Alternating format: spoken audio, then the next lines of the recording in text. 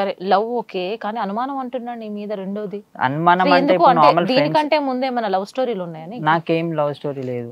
నువ్వు నార్మల్ అమ్మాయివి కాదు, నువ్వు ఎందుకు వేరే వాళ్ళతో మాట్లాడవలసి వచ్చింది?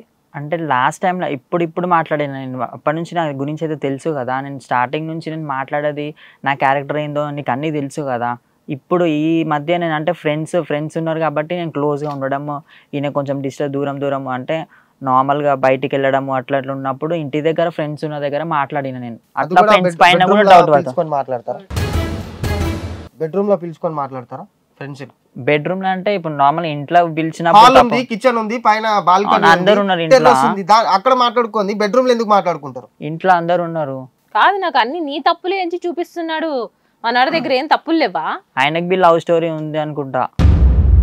అనుకుంటా ఏంటి? నేను చెప్తాను.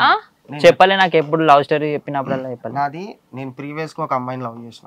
ఆ అమ్మాయి పేరు అకీరా. ఆ అమ్మాయిని నేను లవ్ చేసినప్పుడు తను ఇక డీప్ గా నేను ఎంత క్లోజ్ వెళ్ళిపోయానంటే ఇక తన నా ప్రపంచం అనుకున్నా.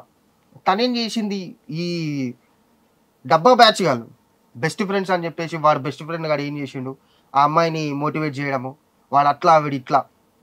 నేను ఒక ప్యాషనేట్ దాంట్లో ఉన్నాను, నేను ఒక మంచి పొజిషన్లో ఉన్నప్పుడు వాడు ఏం చేసిండు, ఇప్పుడు నా బైక్ మీద వేరే అమ్మాయి వెళ్ళినా కూడా నా ఇంకా వేరే మోడల్స్ వస్తారు వాళ్ళని ఫొటోస్ తీసుకోవడానికి, అది తీసుకోవడానికి. ఆ అమ్మాయి వాళ్ళు నా బండి ఎక్కినప్పుడు ప్రతిదీ వాడు నన్ను క్యాప్చర్ చేసేది అనమాట. ఎవడైతే డబ్బా బ్యాచ్ నేను ఫోటోగ్రాఫర్. ఇక అమ్మాయిలు మోడల్స్ ఫోటో షూట్ పోయినప్పుడు వాడు రావడము వాడంతా క్యాప్చర్ చేసుకొని ఆ అమ్మాయికి వాడు ఏం చేసి చూపించడం, అవన్నీ చూపించడం. ఇక చూపించిన తర్వాత కూడా ఇక తను ఎప్పుడు నన్ను అడగలేదు. తను నాకు ఎక్కడ ప్లస్ అయిందంటే, నన్ను ఒకరోజు వాళ్ళ అన్న వాళ్ళు కొడితే వాళ్ళ నా మొత్తం ఫేస్ మొత్తం బ్లీడింగ్ అయిపోయి కాలు ఇరిగిపోయి అంతా అయిపోయిన తర్వాత కూడా వాళ్ళ ఇంట్లో వాళ్ళ ఫాదర్కి చెప్పుకుంది ఎంత ధైర్యంగా, వాడు నాకంటే ఇష్టం, నా ప్రాణం అని. అసలు వాడు డబ్బా బ్యాచ్ బెస్ట్ ఫ్రెండ్స్ అంట, అదే వాళ్ళు బెస్ట్ ఫ్రెండ్స్ అంటారంట వాళ్ళని. బెస్ట్ ఫ్రెండ్ కూడా ఏం చెప్తా అది, గణేష్ గారు నీకు అవసరం లేదు, నీకు వాడు సెట్ కాడు, వాడంతా పోర్ట్రే చేసిండు నన్ను. నేను ఇప్పుడు ఇక అంతా నేను ఎక్కడ దాకా వెళ్ళినా అంటే ఇక నేను డీప్ గా ఆమెతోటి అన్ని అయిపోయినాక కూడా నాకు ఎంత అంటే ఇక తను ప్రపంచం ఫ్యూచర్ అనుకున్నా. ఇంకా మీకు ఒక సంఘటన చెప్తా. మా ఫాదర్ చనిపోవడానికి కారణం కూడా వాళ్ళే. ఎవరు? బాయ్ బెస్టీసా? ఎట్లా అంటే నేను జాబ్కి వెళ్ళి వేరే పనికి వెళ్ళి వస్తుంటే వాడు ఏం చేసిండు, మా డాడీకి ఫోన్ చేసి మీకు కొడుకుని నేను చంపేస్తా నువ్వేమన్నా చేసుకో వాడిని తిరగనిచ్చినావంటే, మా డాడీ ఆ టెన్షన్ తట్టుకోలేక ఒక 2 months అనుకుంటా, మేబీ 2 months తర్వాత ఇక ఆయన నేను ఎప్పుడైతే ఒక ఛానల్ నుంచి వస్తున్నానో ఆ మూమెంట్లో ఇక నేను 1 day బిఫోర్ అంతే, జస్ట్ ఇట్లా నేను ఇట్లా మార్నింగ్ టీ తాగిలరా అని చెప్పేసినప్పుడు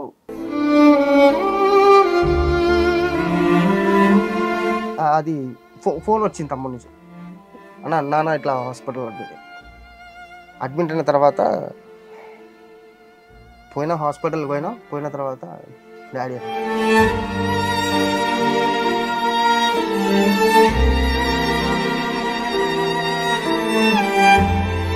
అవన్నీ కోలుకొని నేను ఇక్కడికి వచ్చిన తర్వాత అన్ని అయిపోయిన తర్వాత నేను ఇక్కడికి వచ్చిన తర్వాత ఈ అమ్మాయిని చూసి అరే షీ వాజ్ లైక్ ఎట్లా అంటే ఇంకొక కొత్త జర్నీ అన్న స్టార్ట్ చేద్దాం అనుకున్న తర్వాత ఈమె కూడా ఇట్లానే మోసం చేయడం.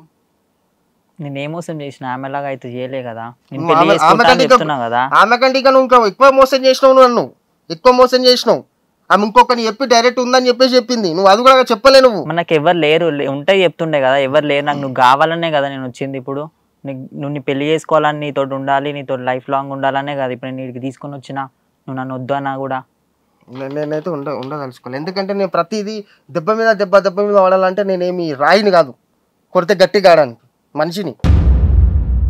తన లైఫ్ గురించి నీకు తెలుసా మరి? ఈ సంఘటనల గురించి నాకేం తెలియదు, ఇప్పుడే చెప్పిండు. నాకు ఎప్పుడు చెప్పాలి, ఇన్ని రోజుల నుంచి ఎప్పుడు చెప్పలేదు.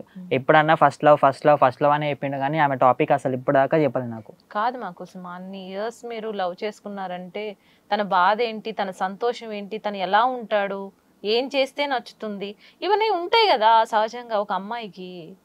సో అవి కూడా నువ్వు కనుక్కోలేదంటే ఏంటి దాని అర్థం? నాకు ఎప్పుడు చెప్పలేదు. నాకు ఇట్లా ఎప్పుడు నువ్వే నా ఫస్ట్ లవ్, నేను నిన్నే ఫస్ట్ లవ్ చేస్తున్నా. నేను ఆ మాట ఎందుకు చెప్పినా నేను, ఎందుకంటే నాకు అది గుర్తుకు రావద్దు. ఏదైతే పాస్ట్ అమ్మాయిందో ఆమె గుర్తుకు రాకుండా అమ్మాయి వాళ్ళు చనిపోయాడు కాబట్టి మళ్ళీ ఎందుకు అవును దాన్ని ఇప్పుడు నాకు గుర్తు చెప్పింది ఆమె చేసుకోవడం? మోసం చేసింది కానీ నేను మోసం చేసలేను కదా నేను ఇప్పుడు చేసి నువ్వు నేను చేసేది ఏం అదే మోసం చేసిన ఇప్పుడు నువ్వు మోసం ఇప్పుడు నాకు చేసిందే కావాలి, మోసం నేను ఏం మోసం చేసిన చెప్పు కొడతా ఫ్రాన్స్ అని చెప్తే సరే గణేష్ మీరు కూల్ డౌన్.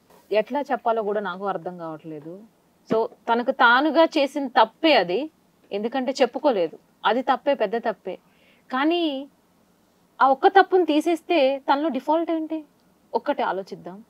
తన ట్రాన్స్ వదిలేసే, నీకు చెయ్యని పనులేంటి, నిన్ను నీకేం తక్కువ చూసిన ప్రేమించలేదా? నేను పిల్లలు ఇప్పుడు పిల్లలు అంటే నార్మల్ ఫీమేల్స్ కూడా అయితలేరు కదా. సో మనమే పిల్లలు కనాలి అని ఒక ఇంటెన్షన్ తో కూడా లేరు జనాలు. ఒక్కసారి ఆలోచించు నువ్వు. ఇప్పుడు మా నాన్న లేడు, ఇప్పుడు నాకు మగబిడ్డ ఒక బాబు పుడితే నేను మా నాన్నను కొన్ని నేను చూసుకోను. ఇప్పుడు అదే లేనప్పుడు నేను ఇవన్నీ వద్దు నాకు, నేను చేసుకోను అన్నప్పుడు చేసుకోను, తెచ్చి పెంచుకుందాము. నేను చేసుకోనండి. పిల్లలని ఇప్పుడు మ్యారేజ్ ఫీమేల్స్ కూడా కొంతమంది పుట్టలేరు, వాళ్ళు తెచ్చి పెంచుకుంటలేరా?